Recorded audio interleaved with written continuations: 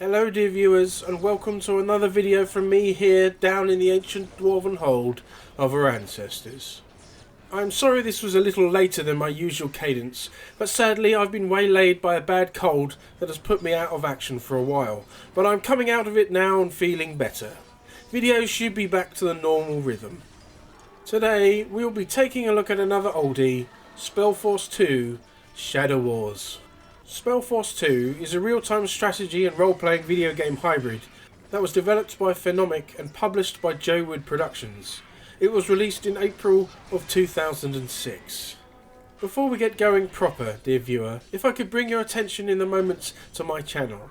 If you like what I do down here in the ancient hold, then perhaps consider subscribing to the channel, leaving a like, and perhaps write a comment on your memories of this game. So, Spellforce 2. It is of course a sequel to the first in the series, Spellforce The Order of Dawn, released in 2004 by the same developer.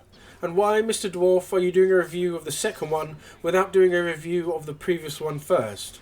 Well, dear Squire, that is indeed a good question, and one which may or may not have a useful answer. One day, I was looking through the great library of the ancient hold, while holding up a lantern of the ancestors, when I spotted Spellforce 2. I looked at some of the gameplay and it brought back some interesting memories of the before times, and so I reached out and took it to the great gaming rig of the ancient hold, ready to be played once again. But that didn't explain anything, Mr. Ballydorf. Yes, that may be true, I don't know. I just wanted to play Spellforce 2, so here we are. Anyway, onwards, dear viewers. In Spellforce 2, and with all the games in the series, you take control of your hero, along with several others as you venture through the land, unfolding the main plot of the game. It is real-time with an isometric view, with each of your heroes being customizable with gear, spells, and skills. Besides your heroes, which are powerful combatants, you will at different times throughout the game be able to take control of a base a la real-time strategy games of old. You gather resources, build buildings and train units that will help turn the tide of battle in your favour. It is this melding of RTS and RPG action that helps to set the Spellforce games apart from its peers, which I think it does handsomely. Graphically, the game generally runs well on my Windows 11 machine at 1440p. There was a couple of times when a graphical glitch occurred, a vertex buffer problem, where the ground would fail to render properly, but easily fixed with a reload. I did experience a couple of hard crashes, usually while loading to a different map. I would highly recommend saving fairly often to make sure no game crashes lose your progress.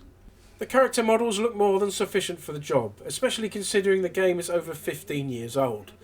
There are your heroes, which are sadly all human, but besides the regular troops, there are heroic, mighty dwarves, elves, dark elves, orcs, giants, harpies, dragons, and all that sort of stuff to fill out the fantasy setting. On the whole, the game looks pretty decent. As we say down here in the ancient hold, games don't need to have super hyper-realistic graphics to be enjoyed by this here old dwarf. The different maps you will explore and fight over are quite different from one another, from snowy peaks, forest lands, open plains to craggy outcrops. There is a good variance in the scenery you'll be adventuring across, which helps each map feel more fresh. There is good animation too, especially of the various spell effects or the firing of siege weaponry or baddies keeling over before your might. The sound is decent too, with a nice soundtrack being quite fantasy-esque. Besides this and the useful clang and thud of violence, there is a lot of voice work to be heard. Your character, along with any other character you converse with, is fully voiced. Due to the RPG elements of the game, you'll engage in dialogue with many characters throughout your adventures. Most are voiced well. Some baddies don't come across as particularly menacing.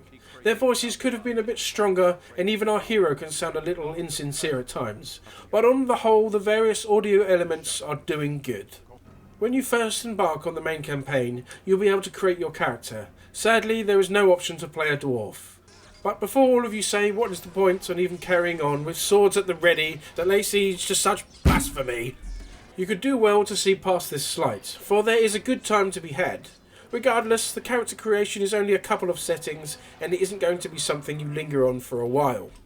Once you've created your character, you'll begin the game. You find yourself at the start of a map with several of your friends in the fantasy world of Io. All three of you have the dragon's blood running through your veins. You are essentially immortal warriors, able to resurrect each other and even summon the others to your side. One of the downsides to this is that you're bound to the Dragon and the evil Malachi, and can fall to evilry if you're not careful. You'll be accepting quests like any other RPG, with the main one being the most important, that carries you through the different islands of the world, with numerous side quests, which usually encompass the area you're currently in. It is worth completing all quests that you can for all the bonuses to experience that you can gain. For yes, dear viewers, your characters will gain experience and level up like any other RPG. You want to have characters which are as leveled as possible, so they can really hand out the punishment when the time comes. Your main character gains the experience and levels up, with your other heroes always being a level just below your own. Whenever you do level up, you can assign a talent point to one of the skill trees in the game. There are several of them, varying from the use of two-handed weaponry to black magic spells, dual wielding, and the power to restore health to your allies. This allows for quite a diversity when building a character. I do wish there was a way to respect those should you make a mistake. It is a good idea to build some of your characters a bit tanky, with heavy armour and such so they can take a beating. It is also worth having a few that can heal, as you will often have to rely on your heroes alone in certain battles, and you can keep expensive trained units in the fight for longer. The main quest will bring you to different islands on the map through the use of the portals. You cannot, apparently, travel by sea, meaning the portal system is the only way to travel between them. As you do indeed travel to new places, you will often have to complete different quests to further the story and provide bonus loot and experience. A lot of maps will have you building and defending a base while building up resources to build armies of which to do battle with the evilry of the land. When you have a map in which you're able to create a base, the game feels a lot like an RTS of old. You need to harvest materials in the form of stone, silver and lanya, which is used to create your buildings and train your troops, as well as providing the ability to resurrect heroes should they be unable to resurrect on the field of battle. You can build various building types which unlock different troop types and access to further upgrades, along with defensive towers, farms, which increase the number of units you can produce. To build all of these various things, you have the classic builder units. They can gather, build and repair your structures as needed. Throughout the campaign, you employ the services of several different factions, each with their own unique units that are quite distinct from one another. The humans have mighty dwarves, which are the best of course, but there are also troll lobbers, dark elf shadows, necromancers, paladins, giant spiders, and all sorts across the differing factions. Combat in general is a point-and-click nature, with you selecting your troops and clicking on thy enemy. You can mass select as well as selecting all the units of the same type on the screen. You are able to mindlessly zerg forward and try to overwhelm of course, but you are rewarded for micromanaging your troops, moving out injured units, focusing different enemy group types, and of course making use of your heroes. Your heroes are very powerful and can easily turn the tide of battle if used correctly. Each has, depending on how you spec them, access to powerful abilities. Some are direct damage attacks that can do huge damage to a single opponent, while others might use AoE damage, heal a single unit, or indeed heal all those around the hero. Only your main hero is able to use all of their skills though, with your supporting heroes only able to make use of 3 at a time. This suggests that you really focus down on what role you want any of them to play. Magically, I think the progress for a spellcaster is quite good, unlocking more powerful abilities the deeper you go into the tree. What I did find a bit silly was that I had to wait for the majority of the campaign before I was able to use two-handed weaponry, which is what I wish to focus my main character on using from the outset of the game. Positioning is vital. You do not want to bottleneck your troops so that they cannot get to the foe, and you also want to keep aware of them huddling as a mob and not actually attacking anything. You will need to split forces correctly and all that, if you want, or just build the blob of doom with your tooled up heroes and smash everything to pieces. As mentioned, there are various troop types you can create, once you have the right buildings and are far enough into the campaign. There are elves and humans and orcs and monstrous things, great units of destruction, which is all well and good, but you can also create mighty dwarves that can smite the enemy with trusty blades and beards of determination.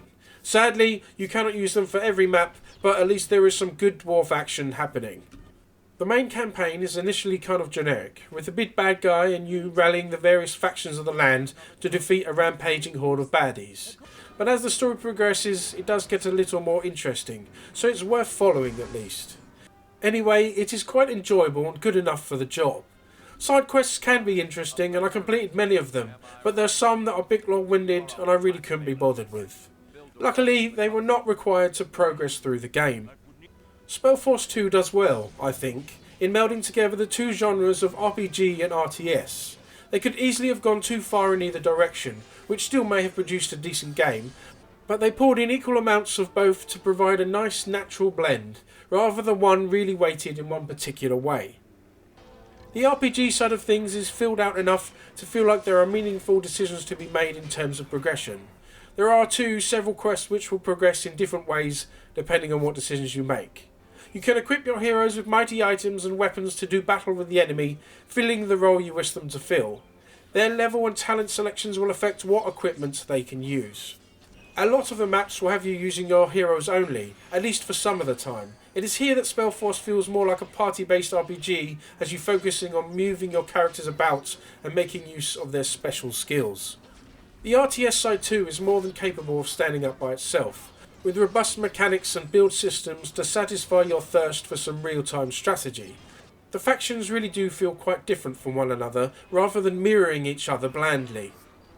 The game happily flits between the two genres well, so should you start to get a little bored of the base building, you will suddenly find yourself on a map that requires only the use of the hero units. The swing between the two really helps to create a good overall flow in gameplay. If you really enjoy real-time strategy games, I think you'll enjoy this game. Secondly, if you like RPGs, you'll like this game as well. It does enough of both genres to slake the thirst of either side. I guess perhaps if you're really against one or the other, this might not be the game for you, but on the whole I think it has a broad appeal. It is quite a unique experience, Spellforce. Yes, there are other RTS games with hero units, but in Spellforce for me, it was the first time that such deep focus on characters was used alongside the classic play of an RTS. I think for that alone, it is worth taking a look at. Indeed, any of the games in the series are worth taking a look at. The campaign is quite long, taking me about 40 hours, and can be a little bit of a slog at times, but overall I had fun, and I'm glad I played it all the way through. The Spellforce games are available at the usual places, and, as is usual with these older games, are generally cheap and often on sale, so go check it out. And there we go, dear viewers, another video from this here old dwarf. I'm on the mend from the cold I've had, with the roaring fire of the great hearth keeping me warm in the winter nights. I hope you have enjoyed the video, and I shall see you next time.